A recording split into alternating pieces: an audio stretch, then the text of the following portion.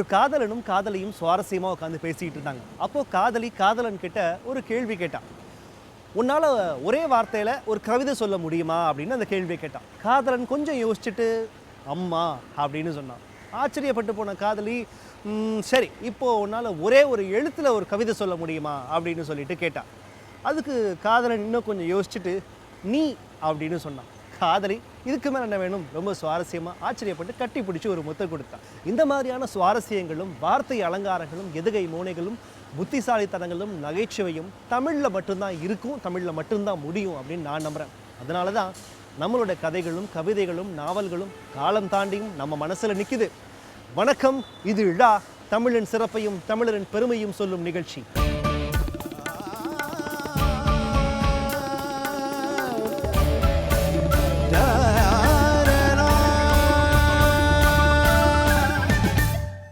நாம் கேட்குற பாடல்களை நிறைய இசைக்கருவிகள் சேர்ந்து தான் உருவாக்கியிருப்பாங்க. சில இசைக்கருவிகளை கேட்ட உடனே இது என்ன இசைக்கருவி அப்படின்னு நம்மளால் சொல்லிட முடியும். சில இதை சொல்ல முடியாது. ஆனால் எப்போ கேட்டாலும் கண்டுபிடிக்க முடிகிற ஒரு கருவி வீணை.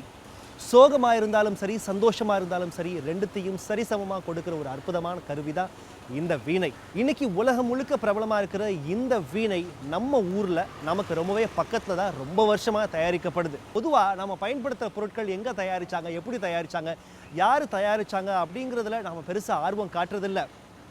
ஆனால் இன்னைக்கு இந்த வீணை எங்கே தயாரிக்குது அப்படிங்கிறத பற்றி தான் இப்போ நம்ம பார்க்க போகிறோம். உடனே வீணை எங்கே தயாரிக்கிறாங்க அப்படின்னு சொல்லிட்டு கூகுளில் போய் தேட ஆரம்பிச்சிடாதீங்க. வீணையை வேணா கூகுளில் தேடலாம், ஆனால் வாழ்க்கையை கூகுளில் தேட முடியாது. தஞ்சை தரணியில் காண்பது எல்லாம் சிறப்பு, அங்கு ஓடும் காவிரியாரும் சிறப்பு, விளையும் கதிர்களும் சிறப்பு.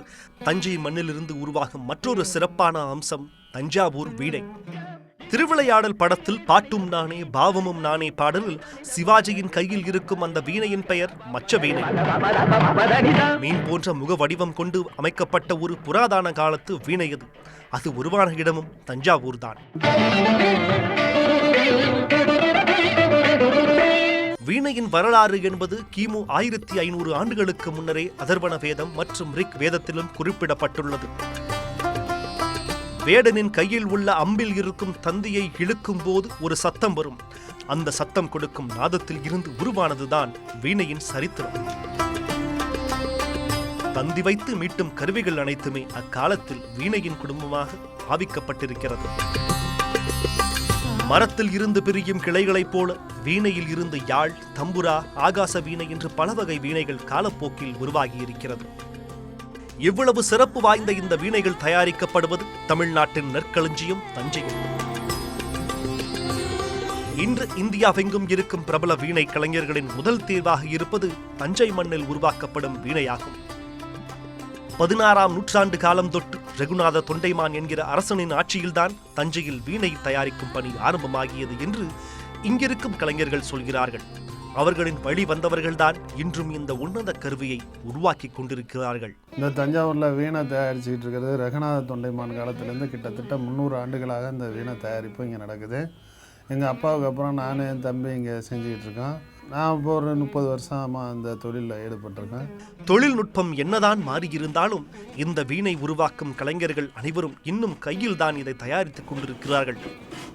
கோடாலையால் வெட்டி சும்மா சாதாரணமாக ரஃப்பாக ஃபினிஷிங் பண்ணி கொடுப்பாங்க. அதுக்கப்புறம் இங்கே கொண்டு வந்து கையால் உருண்டையாக ஷேப் பண்ணி இந்த இதெல்லாம் மரத்தை கிளச்சிட்டு அதுக்கப்புறம் வச்சு உள்ளே வந்து உளி வச்சு நோண்டணும். ஒரே மரத்தை கொண்டு உருவாக்கப்படுவது ஏகாந்த வீணை என்றும், மரத்தின் இரு பகுதிகளை ஒன்றாக இணைத்து உருவாக்கப்படும் வீணைக்கு பெயர் ஒட்டு வீணை என்றும் சொல்லப்படுகிறது. ஒரு வீணை உருவாக்குறதுக்கு கிட்டத்தட்ட 25 நாள் ஆகும். அது வந்து 5-6 பேர் சேர்ந்து உருவாக்குறது, ஒரு ஆளால் தயார் பண்ண முடியாது. வீணையில் வந்து ஒரு 3 டைப் இருக்குது. ஜாயிண்ட் வீணை இருக்குது, ஒரே மரத்தில் செஞ்ச, இது வந்து ஒரே மரத்தில் செஞ்ச ஏகாந்த வீணைன்னு பேர். அதுக்கப்புறம் இந்த மாதிரி பூ வேலைப்பாடுகள் செய்த வீணை இருக்குது. இது வந்து ஸ்பெஷல் ஒர்க்கு. அந்த பலாமரம் வந்து எல்லோயிஸ் ஆகி அப்புறம் ரெட்டிஸ் ஆகிற வரைக்கும் வந்து சீசன் பண்ண விட்டுது. அதில் தான் இந்த பூ வேலைப்பாடு செய்ய முடியும். பலாமரத்தை வெட்டி கொண்டு வந்த பிறகு அதை வீணையின் மாதிரி வடிவத்திற்கு வெட்டி கொண்டு வருகிறார்கள். தேவைக்கு ஏற்றவாறு வீணையின் முகப்பகுதியை வெட்டி செதுக்கித் தருகிறார்கள்.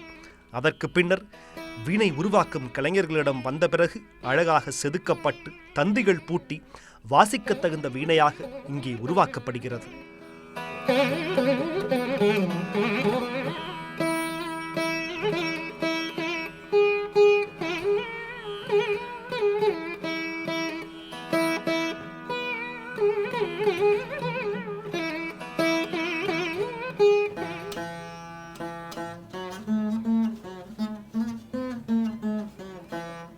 வீணை உருவாக்கும் கலைஞர்கள் வீணை வாசிப்பது பற்றியும் ஸ்ருதி சேர்ப்பது பற்றியும் நிச்சயம் தெரிந்து வைத்திருக்க வேண்டும் என்பது இவரின் கருத்து. எவ்வளோதான் வீணையில் வாசி செஞ்சாலும் இந்த ஃப்ரெட்டு அமைக்கிறதுங்கிறது வந்து வாத்தியார்கிட்ட போய் வீணை படித்தாதான் இந்த ஃப்ரெட்டு எல்லாம் அமைக்க முடியும். அது வந்து ஒன்றுக்கும் ஒரு இது இருக்குது. ஃபஸ்ட்டு சுதி சேர்க்கறது, சுதி சேர்க்கறதுக்கு வந்து அதை வீணை கிளாஸ் படித்தா தான் சுதி சேர்க்க வரும்.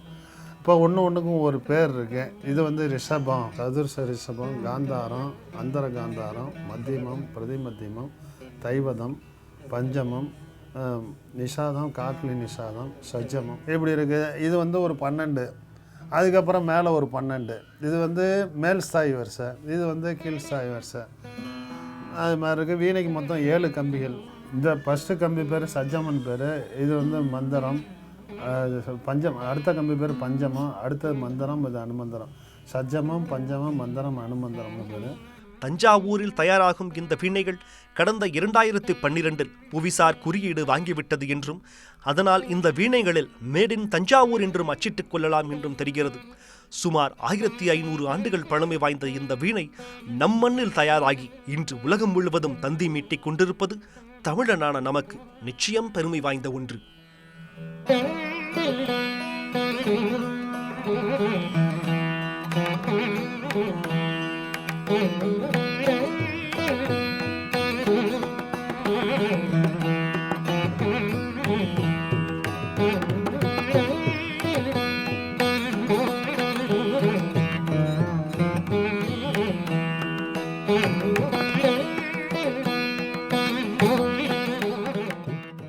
வீணை செய்கிறப்போ வெளிப்பட்ட அந்த கலைநயம், வேலைப்பாடு, நேர்த்தி, இது எல்லாத்துக்குமே ஒரு சல்யூட். சின்ன வயசில் நம்ம கட்டுரைகள்லாம் எழுதியிருப்போம். ஒரு மரம் தன் வரலாறு கூறுகிறது, ஒரு நதி தன் வரலாறு கூறுகிறது அப்படின்னு கட்டுரைகள் எழுதியிருப்போம், படிச்சிருப்போம். ஆனால் இங்கே நம்ம மதுரையில் ஒரு மலை தன் 2000 வருஷம் வரலாறை தனக்குள்ள அமைதியாக சொல்லிகிட்டு இருக்குது. மதுரைன்னு ஒன்று நம்ம ஞாபகத்துக்கு வர்றது மீனாட்சி அம்மன் கோவில், தெப்பக்குளம், ஜிகர்தண்டா, அழகர் கோவில், இப்படி நிறைய விஷயங்கள் ஞாபகத்துக்கு வரும். ஆனால் இனிமே உங்களுக்கு மதுரைன்னு ஒன்று இந்த சமணர் மலையும் சேர்த்து வரும். அதுதான் இப்போ பார்க்க போகிறீங்க. சமணர் மதம் தமிழ்நாட்டில் பரவி ரொம்ப ஸ்ட்ராங்காக இருந்திருக்கு அப்படின்றதுக்கு ஒரு மிகப்பெரிய எடுத்துக்காட்டு இந்த சமணர் மலை. அந்த சமணர் மலையை தேடி நான் போனேன். அந்த ஆச்சரியங்களும் அந்த அற்புதங்களும் அதுக்குள்ளே ஒளிச்சு வச்சுட்டு இருக்கிற அந்த வரலாறும் இப்போ உங்களுக்காக.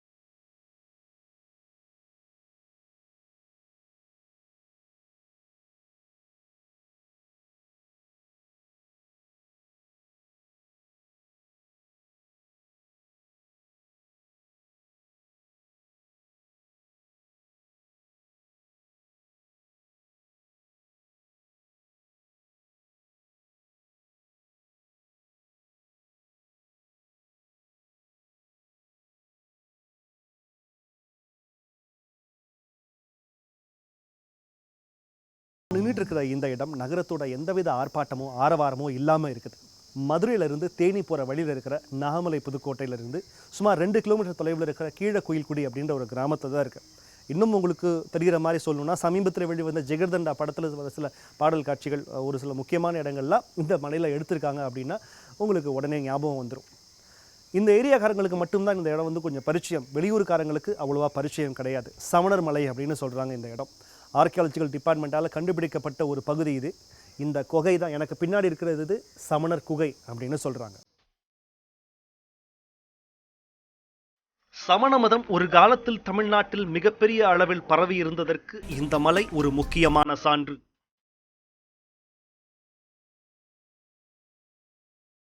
மேலும் இந்த செட்டிப்புடவு குகையில் பல சமண தீர்த்தங்கரர்கள் சிற்பங்கள் கல்லிலே வடிவமைக்கப்பட்டும் இருக்கிறது.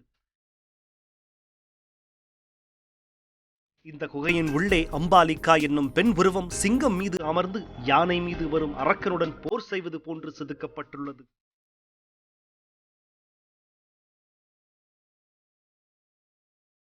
இதை தவிர்த்து இந்த குகையின் உள்ளே பல தீர்த்தங்கரர்களின் உருவங்கள் பொறிக்கப்பட்டுள்ளது.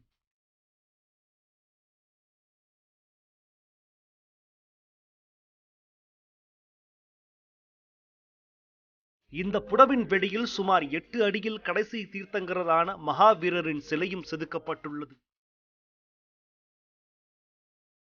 இந்த சிலையை சுற்றி செதுக்கப்பட்டுள்ள சிலைகள் அவருக்கு உதவி செய்தவர்களாக சொல்லப்படும் இயக்கன் இயக்கி அவர்களை குறிப்பதாகவும் சொல்லப்படுகிறது. குகையின் உள்ளே இருக்கும் கல்வெட்டுகள் முற்கால தமிழ் பிராமி எழுத்துக்களில் வடிவமைக்கப்பட்டுள்ளது. இந்த கல்வெட்டுகள் அக்காலத்தில் இவர்களுக்கு உதவி செய்தவர்கள் பற்றிய குறிப்புகள் கொண்டதாகவும் இருக்கிறது. பேப்பரில் நாம் தவறு செய்தால் அதை அழித்து மீண்டும் எழுதிவிடலாம். ஆனால் இவ்வளவு கடும் பாறையில் எப்படி தவறில்லாமல் எழுதியிருப்பார்கள் என்கிற ஆச்சரியம் இதை பார்த்த மாத்திரத்தில் நமக்கும் வந்துவிடுகிறது. இங்கு இருந்து செயல்பட்ட சமணர் மடம் தமிழ்நாடு முழுவதும் சமண மதத்தின் முக்கிய மடமாக இருந்து கேரளா மற்றும் தமிழ்நாட்டில் கண்டெடுக்கப்பட்ட கல்வெட்டுக்கள் மூலம் நமக்கு தெரிகிறது. 9ஆம் நூற்றாண்டின் இறுதியில் சோழ பாண்டியர்களின் தலையெடுப்புக்கு பின்னர் சமண மதம் அழிந்துவிடக் கூடாது என்று எண்ணி சமணர் மடத்தைச் சேர்ந்த அச்சநந்தி என்பவர் இந்த கல்வெட்டுக்கள் சிலைகளை தமிழ்நாடு முழுவதும் பயணம் செய்து இந்த சிலைகளை செய்ததாகவும் தெரிகிறது.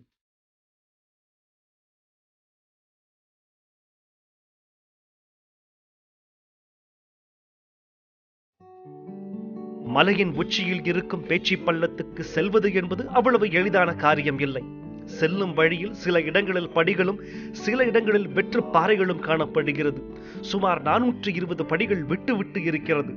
மிகவும் கவனமாகத்தான் இந்த படிகளை தாண்டி மலைக்கு செல்ல வேண்டும். எதற்காக இப்படி விட்டு விட்டு படிகளை சமணர்கள் செய்தார்கள் என்பதும் தெளிவாக விளங்கவில்லை.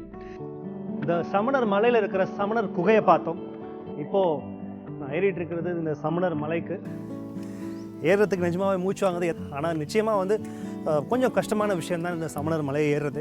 ஆனால் வந்து நிச்சயமாக இது இப்போ போடப்பட்ட படிகளாக தெரியுது. இந்த படிகளோட ஆரம்பத்திலேயே நீங்கள் பார்த்துருப்பீங்க, சமணர்களோட குறியீடாக இருக்கிற யானை இருந்திருக்கும். அதுவும் இல்லாமல் சில ஸ்கிரிப்ட்ஸ்லாம் இருக்குது. அது இந்த பிராமியா, பிரகிருத்தியா, பாலியா அப்படின்றது தெளிவாக இல்லை. காலப்போக்கில் அதெல்லாம் வந்து மறைஞ்சிருக்குது. இன்னும் நிறைய பேசலாம் வாங்க.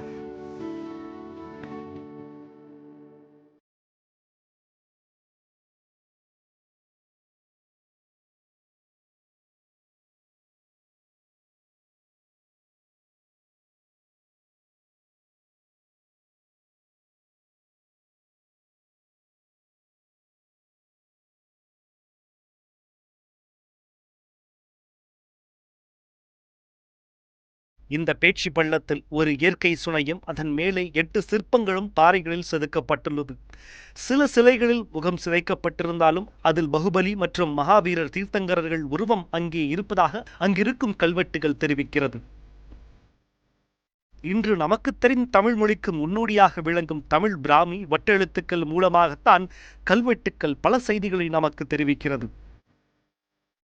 நிர்வாண நிலையில் இருக்கும் தீர்த்தங்கரர்கள், பாம்பு சுற்றி வளைத்துக் கொண்டிருக்கும் ஒரு தீர்த்தங்கரர் நின்ற நிலையில், உட்கார்ந்த நிலையில் என்று ஒவ்வொரு சிலையும் ஒரு அழகுதான். மலையின் உச்சியில் ஒரு மடப்பள்ளி ஒன்று இருந்தது. அங்கிருக்கும் ஒரு மண்டபத்தையும் தூணையும் வைத்து கல்வெட்டுக்கள் மூலமும் அறியப்படுகிறது. இந்த பள்ளியில் சமணர்கள் கர்நாடகாவில் இருந்தும் தமிழகத்தின் பல பகுதிகளில் இருந்தும் வந்து படித்ததாக தெரிகிறது. ஒரு 2000 ஆண்டுகால வரலாற்றை கொண்டுள்ள இந்த சமணர் மலை நமக்கு பல செய்திகளை சொல்கிறது. தமிழனின் வாழ்வியல், பண்பாடு, செழுமை, நாகரிகம் என்று ஒரு சேர பறைசாற்றும் இந்த சமணர் மலை இன்னும் பல ஜென்மங்கள் தாண்டியும் கதை சொல்லும் என்பதை இந்த மலையின் மீது ஏறி மதுரை முழுவதும் பார்க்கும் பொழுது தெரிகிறது.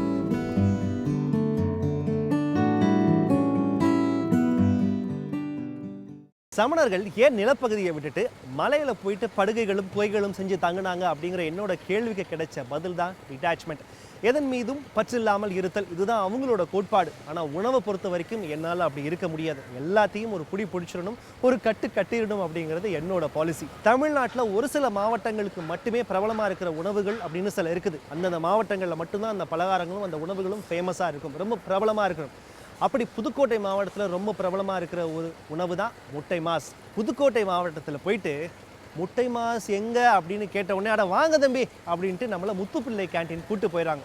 அப்படி ஒரு பிரபலம் இந்த முட்டை மாஸ் அங்கே. அந்த முட்டை மாஸ்னா என்ன அப்படின்னு கேட்குறீங்களா? நீங்களே பாருங்க. தெற்கு பக்கம் போகும்போது நம் கண்ணில் படும் ஒரு நகரம் புதுக்கோட்டை. புதுக்கோட்டை என்றவுடனே நமக்கு ஞாபகம் வருவது தொண்டைமான் ராஜா, பிறகு ஜெமினி கணேசன், முதல் பெண் மருத்துவர் டாக்டர் முத்துலட்சுமி. இப்படி நிறைய சிறப்புகளை தன்னுள்ளே கொண்டிருக்கிற புதுக்கோட்டை ஒரு அசத்தலான காரமான ஒரு உணவும் இங்கே மிக பிரபலம் என்பது எத்தனை பேருக்கு தெரியும்? ஆனால் புதுக்கோட்டை மக்களிடம் முட்டை மாஸ் என்று சொன்னால் கண்கள் விரியும். அட முட்டை மாசா, வாங்க நம்ம முத்துப்பிள்ளை கேன்டீன் போகலாம் என்று நம்மை அன்போடு அழைத்து போகிறார்கள்.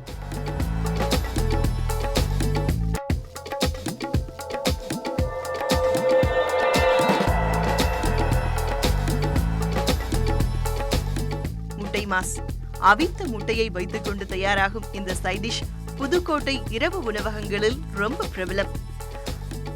இதை அறிமுகப்படுத்தியதாக சொல்லப்படும் முத்துப்பிள்ளை கேன்டீன் சென்று பார்த்தபோது சுட சுட முட்டை மாஸ் தயாராகி கொண்டிருந்தது.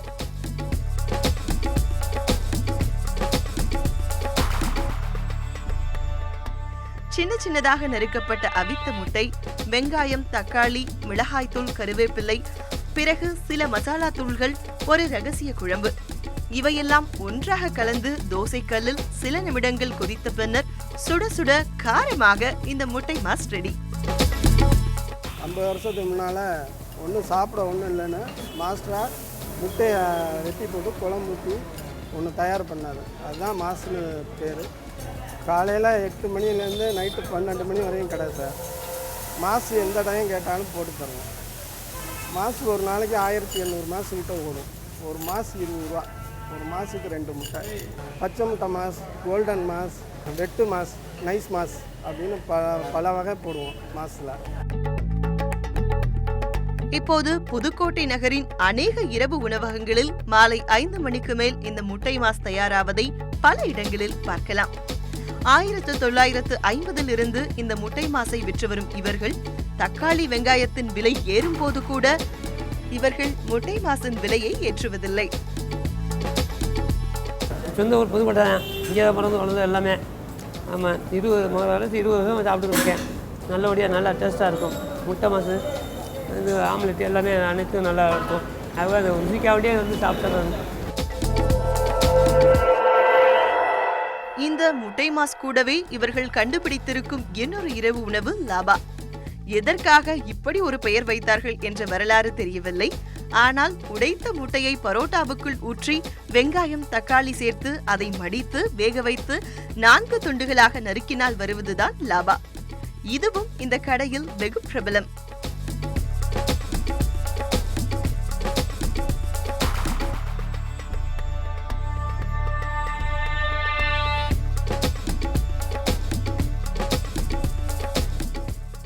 புதுக்கோட்டையை தெரிந்தவர்களுக்கு இந்த முட்டை மாசும் லாபாவும் ரொம்ப பிரபலம். தினமும் இரவு ஆனால் இங்கு வந்து இதை சாப்பிடாதவர்கள் இந்த ஊரில் வெகு சிலர் தான் இருக்க முடியும். புதுக்கோட்டை தெரியாதவர்களுக்கும் அந்த வழியே செல்லும் போது நிச்சயம் உங்கள் வாகனம் முட்டை மாசுக்காக 1 மணி நேரம் நின்றாலும் தப்பில்லைதான். ஏனென்றால் வாழ்க்கையின் அழகே இது போன்ற சின்ன சின்ன சுவாரஸ்யங்கள் தான்.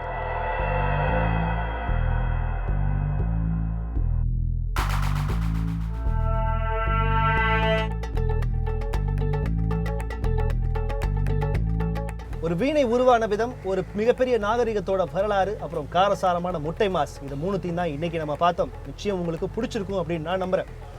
நம்ம தமிழனோட வரலாறு, பெருமை, கலாச்சாரம், பண்பாடு, பாரம்பரியம் இது எல்லாத்தையுமே உலகத்துக்கு சத்தமாக சொல்கிற ஒரு முயற்சி தான் இந்த நிகழ்ச்சி. இந்த நிகழ்ச்சியில் ஆச்சரியங்களும் சுவாரஸ்யங்களும் ஒவ்வொரு வாரமும் உங்களுக்கு காத்துக்கிட்டு இருக்குது. இதெல்லாம் நம்ம ஊரில் இருக்கா, இதெல்லாம் நிஜமாவே நம்ம ஊரில் தான் இருக்கா அப்படின்னு உங்கள் மூக்கு மேலே விரல் வைக்கிற மாதிரி தான் நிறைய விஷயங்களும் உங்களுக்காக நாங்கள் தேடி தேடி கண்டுபிடிச்சு கொண்டு வந்தோம். அதனோட தொகுப்பு அடுத்த வாரமும் தொடரும். மீண்டும் அடுத்த வாரம் உங்களை சந்திக்கும் வரை உங்களிடமிருந்து விடைபெற்றுக் கொள்வது என்று மண்புடன் ராதாமநாதன். வணக்கம்.